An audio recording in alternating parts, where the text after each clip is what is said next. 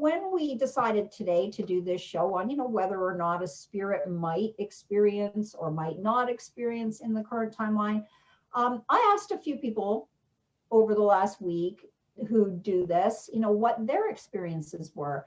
And it was very similar to what you and I came up with. And I had a couple of people say, I believe that they do know, because how can they, like you just said, throw that book off of the bookshelf, or push a glass across the table, or any of that? Like, they would have to know that those items are present in that moment.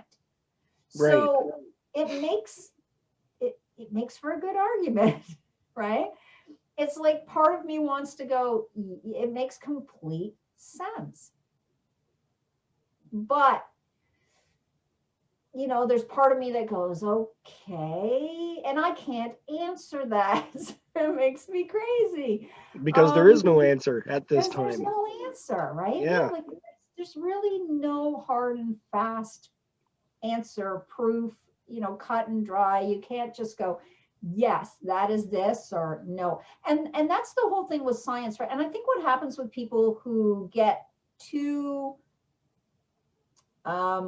what's the word I want to say? Science is fabulous, but there's still a certain amount of things that we can't explain, as I mentioned earlier. But to become so rooted in the disbelief instead of being open to the possibilities of belief. I mean, let's face it, when we are looking at things to prove in a scientific format, we come up with a hypothesis. A hypothesis is simply our ideas, our thoughts, our possibilities. There's nothing scientific or concrete about a hypothesis in its early inception. So then we come up with a study, and we do a study. And then from that study, again, much like a Venn diagram, which are, famous in studies, we end up with a number of controlled situations with a baseline that we can now look at as, if we had 10 of this and 10 of that, and we put it together and we have 20, and 5 of it was this and 7 of it was that, well, mathematically the 7 is going to win out over the 5. Right? Because it's a higher percentage or a higher number. So we have that same issue here. I mean, to me, it's, the more people I ask, some people are like, yeah, I think that they can. And like I said, I sort of in my mind go, well, I don't know. But then the more I think about it, the more it makes some sense that there has to be some sort of physical possibility Right. that they are aware of perhaps certain things. But what are those things, And but then I see patterns, and you have to sort of think about it too. Is it residual energy, or is it an actual spirit? Right? Because you get sort of, Casa Loma is a good example of that, right? The staircase in the office, in the study, Palat's study, where Right. he has the secret staircase that goes up Right. beside the fireplace, which was essentially a servant's staircase, right? So they would come and go through that. And you walk up and down that, you can feel that energy there. You can feel how, you can look at the stairs, how worn they were. You can look at all of those things, and you can feel that energy because the building is retaining it. But is that a spirit? No, that's an energy pattern, right? So those kinds of things, they cannot interact, right? They don't change per se. I suspect that all of the people marching up and down that staircase now, when it's not COVID, all the visitors through, and that the building is now holding on to that energy as well. So if you go in the off hours to do an investigation at Casa Loma, and I'm not even sure you can do it anymore. I know they used to allow it, but you can feel that energy. It's almost like, okay, so is that energy over the last, however many years it's been open to the public, or is that energy from the time when it was actively used? That is really difficult to decipher now, because you've Yeah. had hundreds of thousands of people literally traipsing up and down a staircase for the last 50 years or more. Um, And with yeah, how do you interaction, decipher it's it? also interesting to think about, is it common things that they would recognize? They would Right. A recognize a book. book. Mhm. They would recognize water. Yes. Perhaps not bottled water, though. Well, not bottled, obviously, back in 1860, but water is water, a book is a book. Yeah. It's But something that, something like a cup or a yeah. glass or, So in a I mean, way, it's almost in terms of at least intelligent. If that intelligence is there, you've got trigger objects all yes. around us. Yes. Yeah, And that's something too. It's, I think when we go into investigations, we often forget that. I mean, we bring trigger objects with us, right? Like a lot of people will be like, oh, okay, I'm going to bring this teddy bear, or I'm going to bring a doll, or I'm hmm, going to bring something as a yeah, trigger object.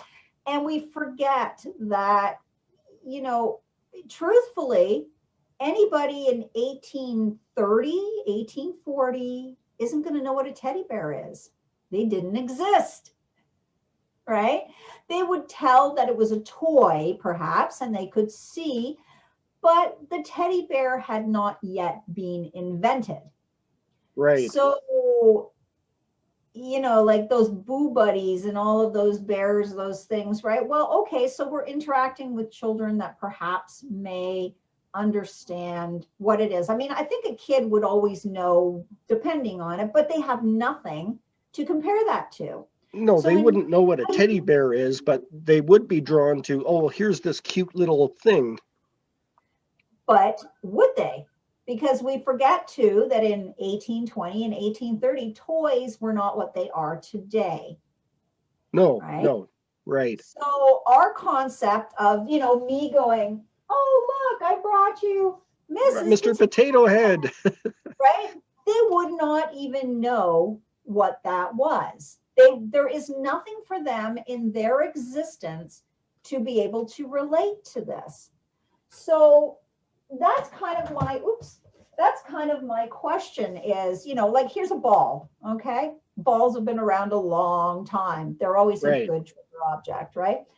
But at the same time, you have to think seriously about where you're going and what it is that you're trying to achieve. And I think that, so many people go in with these boo buddies and they're like, touch the bear. And if that child or adult has no real knowledge of what that is, they would be very hesitant to even approach it. Well, And that's I think, interesting because one of the investigations we did at the Hamilton Custom House, mhm, there's a child spirit named David, yes, who's actually one of the ones here that followed us home. okay. But that's a long story. That's another story. So you took him home, so But he's not in the custom house anymore. yeah, yeah. But anyways, he became our focus every time we would go to the custom house because there was such an interaction between himself and us. Right. And that's something you talk about, the toys and a ball. And we asked him, what's your favorite toy? And that was his response was, Ball. my favorite toy is ball. Ball. Yeah.